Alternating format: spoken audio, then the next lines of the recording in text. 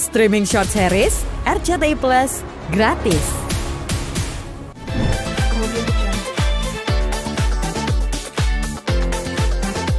Hari ini sudah menjalani pemeriksaan yang pertama ya, Pak Fajar ya. Betul. Tadi di Polresta Tangerang mungkin sebagai pelapor, Mas bagaimana sih psikisnya tentang kasus ini?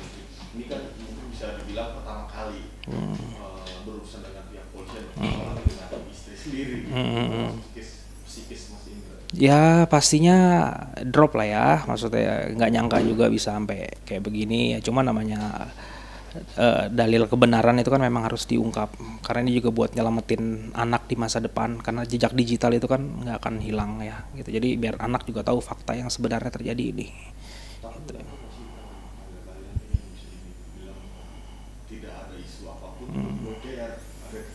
Ya namanya hidup ya, pasti ya kita nggak akan pernah lepas dari masalah lah ya gitu ya. Ya semua ini hal kayak gini tuh bisa terjadi sama semuanya gitu, nggak cuma saya aja gitu ya. Ya semuanya hal kayak gini bisa terjadi sih, jadi nggak nutup kemungkinan bisa terjadi sama semuanya juga. 8 tahun lah ya, 8 tahun kurang lebih. Iya. Ya pastinya seneng lah ya ngelihat anak udah mulai masuk sekolah, walaupun saya cuma bisa mantau dari jarak jauh ya gitu loh. Tapi tetaplah saya selalu peluk Javier dalam doa lah setiap harinya gitu. Ada lah intinya. Ya, enggak sih, saya tinggal ya di suatu tempat lah intinya. Mas Indra, ini kan semenjak kasus ini muncul, kita kan sangat vokal sekali di sosial media. Mungkin ada rasa sakit hati nggak Mas? Aib-aib rumah tangga Mas Indra? Ya pastinya ini kan upaya saya selama 4 tahun untuk ngekip ini sebenarnya kan, untuk melindungi keluarga saya kan ya, privasi keluarga saya gitu ya. Selama 4 tahun saya tahan semua, hanya kita dan keluarga yang tahu, tapi malah dia sendiri yang membongkar semua aib keluarga, privasi keluarga ke ruang publik ya, which is berarti kan ya memang dia maunya seperti itu kan ya. Dia maunya seperti itu ya pastinya dari saya ya apa ya kasarnya menyayangkan lah ya, yang harusnya sebenarnya hal privasi kayak gini cukup di keep aja di ranah keluarga, tapi bisa sampai ke ruang publik. Itu yang saya sayangkan, karena apa, selama 4 tahun saya nahan untuk tidak bicara ke mana-mana ya, karena saya kan mempertimbangkan buat mental anak ya, terutama ya mental anak yang harus kita jaga, jangan sampai nanti jejak digitalnya itu kan berpengaruh ke psikologis anak di masa depan. Itu aja sih. Saya yakin banget kalau Mas Indra sebelum nyampe Polres ini untuk mengajukan laporan, kita tuh pasti ada pemikiran yang panjang. Mungkin tanggapan keluarga besar Mas Indra seperti apa tentang kasus rumah tangga Mas Indra? Ya mereka sih intinya nggak terlalu banyak komentar gimana ya, karena kan mereka menyerahkan semua keputusan ke saya. Kalau ibaratnya kalau apapun yang kamu alamin, selama kamu benar, itu jangan pernah takut, jangan pernah mundur gitu ya. Ya intinya kamu tahu kamu udah dewasa, kamu udah jadi seorang ayah gitu ya. Jadi apapun yang kamu lakuin, kamu ya harus tahu segala konsekuensi dan lain-lain. Kayak gitu ya sih. Kasus perceraian juga sekarang lagi berjalan, mungkin udah siap menduda. Ya apapun yang terjadi ke depan kan, kita hidup itu kan misteri ya. Kita kan nggak ada yang pernah tahu apa yang akan terjadi, bahkan semenit ke depan kita nggak ada yang pernah tahu apa yang terjadi. Ya kita harus selalu siap lah dengan semua kondisi-kondisi yang akan terjadi buat hidup kita di masa depan kan ya, intinya kayak gitu. Pak Fajar, Pak boleh jelasin Pak, hari ini mendampingi klien Bapak di Polresta Tangerang, tadi seperti apa, bisa diulas sedikit Pak? Oke, terima kasih. Tadi klien kami saya dampingi dengan penyidik ya di unit PPA Polresta Tangerang. Ada sekitar 20 pertanyaan terkait laporan yang sudah dilakukan. Ya. Pada prinsipnya itu udah langsung ke materi, jadi pokok materi ya. Tapi intinya ada dugaan kekerasan dalam rumah tangga yang diduga dilakukan oleh istrinya terhadap klien kami. Ya betul, ada beberapa bukti yang kita lampir yang diminta oleh penyidik. Untuk berdamai sih kita, namanya berdamai pada prinsipnya siap aja. Jangankan belum ada perdamaian, pada prinsipnya klien kami pun sudah memaafkan. Tapi karena ini udah proses hukum, sudah ada laporan, jadi kita ikuti aja gitu. Secara pribadi tidak ada dendam ya, namanya suami pada istri ya. Ya. Ikhlas itu kan penting ya. Ya belajar itu. Ada kemungkinan untuk cabut laporan dong kalau sudah. Oh, saya belum tahu. Belum tahu. Tergantung dari hasilnya dia. Karena melaporkan pun banyak pertimbangan ya, dalam rentang waktu yang sudah 4 bulan, tapi kok ditunggu-tunggu tidak ada itikat baik dari pihak istrinya ataupun meminta maaf yang sudah seperti tadi disampaikan. Malah tiba-tiba ada gugatan perceraian ya. Ya pada prinsip siapa yang menabuh genderang perangnya ya intinya kami pihak suami dalam hal ini Pak Indra sendiri ya akan ya ikutin aja proses hukumnya, karena yang memulai genderangnya siapa gitu kan. Jangan nanti seolah-olah terbalik, jadi seolah-olah yang jadi terjolimi istrinya, ya, flying victim namanya tuh. Padahal yang di sini yang jadi korban adalah klien kami gitu.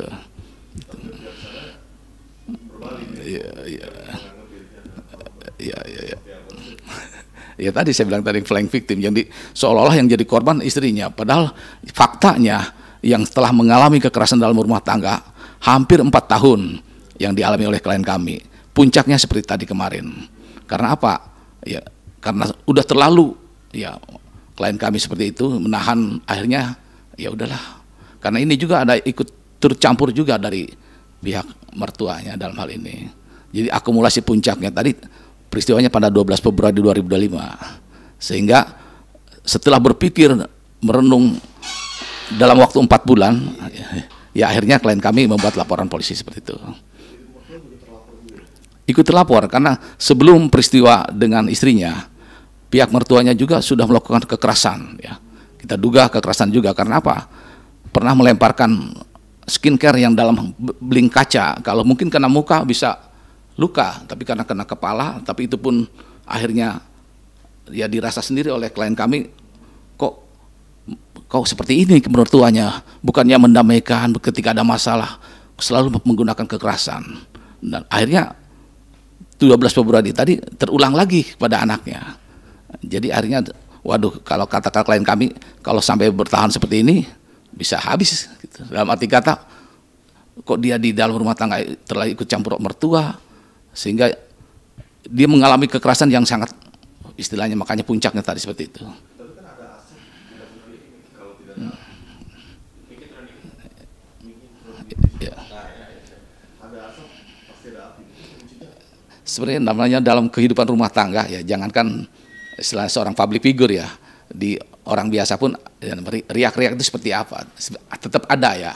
Tapi bukan selalu dalam arti kata mengedepankan kekerasan. Apalagi seorang public figure harusnya kan ketika ada masalah, apalagi hal sepele, misalnya ayahnya membelikan mainan yang memang ya untuk bentuk kasih sayang, supervise, seharusnya tidak seperti itu, tidak harus meledak-ledak memarahinya, cukup tegur biasa aja gitu namanya. Kenapa ini kok sampai meledak-ledak, sampai istilahnya memberikan membuat kekerasan kepada klien kami gitu.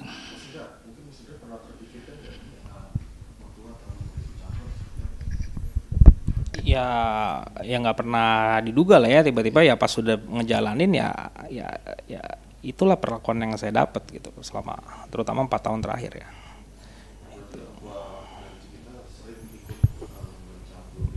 Iya, ya karena Cikitanya juga memberi akses kan. Kayak contohnya kayak penghasilan saya diumbar-umbar ke orang tua, itu kan sebenarnya nggak pantas ya, nggak boleh kan, namanya penghasilan kan cuma hanya istri aja yang tahu kan. Terus juga kayak contoh lagi kayak tiba-tiba orang tua bikin kunci serep di rumah tanpa seizin saya, atau kuncinya udah jadi, biar bisa leluasa masuk. Sebenarnya ya maksudnya secara etika kan itu udah nggak ini ya, udah nggak elok lah ya. Harusnya kan itu kan rumah kami berdua gitu ya, rumah saya dan rumah Cikita kan. Ya harusnya ya mungkin dia udah izin sama Cikita, tapi ya saya dianggap apa gitu loh di rumah itu gitu loh. Saya kan juga suami dan saya juga pemilik rumah itu gitu. Harusnya apalagi saya kepala rumah tangga kan di situ, harusnya kan izin saya dulu baru izin Cikita kan gitu loh. Ini tiba-tiba udah ada kayak contohnya itulah kayak gitu. Membahas masalah penghasilan.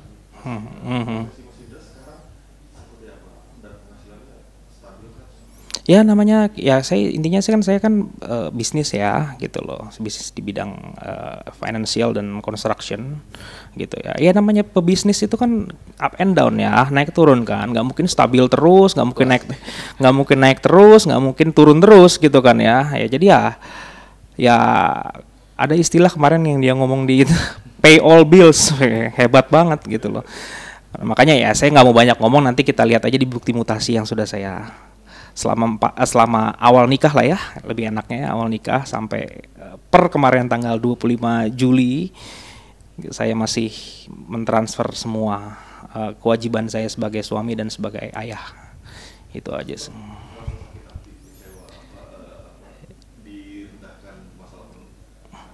Ya pastilah. Jadi apa ya? Ya ini mungkin pelajaran buat para perempuan ya gitu ya, para istri, para perempuan gitu. Apapun yang terjadi sama suami kamu, mau dia lagi jatuh atau mau dia lagi naik, ya kalau naik mah semua orang pasti bisa terima ya gitu ya. Kalau pas lagi jaya-jaya semua orang pasti bisa terima ya, tapi kalau bisa dia lagi jatuh, support dia, dukung dia gitu ya. Jangan bukan merendahkan dia atau mencaci dia, karena laki-laki itu cuma butuh dihargai kan. Ya kan ibaratnya ya semua laki-laki kalau dihargain tuh langsung tiba-tiba berubah jadi Superman kan. Apa juga bisa dia lakuin gitu loh. Nih dihargai enggak, dicaci iya, tapi saya masih berusaha jadi Superman buat keluarga. Gitu loh, masih tetap menafkahi gitu loh. Jadi ya itulah gitu loh.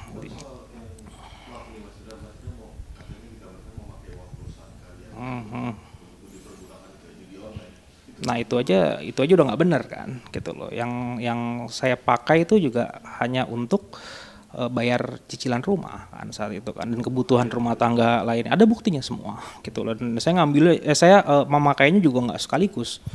Itu saya memakainya juga bertahap, biasanya per bulan ngambilnya kan, sesuai untuk misalkan contoh kayak cicilan rumah misalkan sekian gitu loh. Saya kurangnya berapa gitu ya. Ya saya pakai gitu karena saya tahu nih namanya usaha saya kan tahun depannya gitu ya, saya udah tahu saya bakal dapat proyek besar kan gitu ya, dapat proyek gitu ya, dan alhamdulillah dapat gitu ya, dan saya udah berikrar gitu apapun yang saya pakai saya akan kembalikan.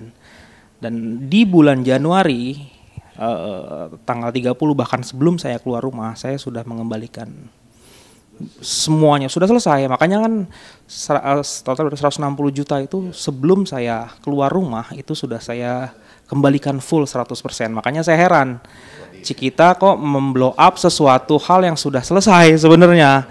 Maksudnya apa gitu kan ya, apakah mau ada motifnya apa nih? Kita kan sama-sama nggak tahu ya motifnya apa ya, cuma ya nggak tahu lah, saya nggak bisa berkata-kata lah ya saat itu ya. Saya pikir kan itu udah selesai, udah pengembalian sudah diberikan gitu ya. Saya juga sudah minta maaf gitu ya saat itu karena terpaksa harus memakai uang bersama itu untuk menyelamatkan rumah agar nggak disegel gitu kan. Karena kan di rumah itu kan ada saya, ada anak, ada dia gitu kan.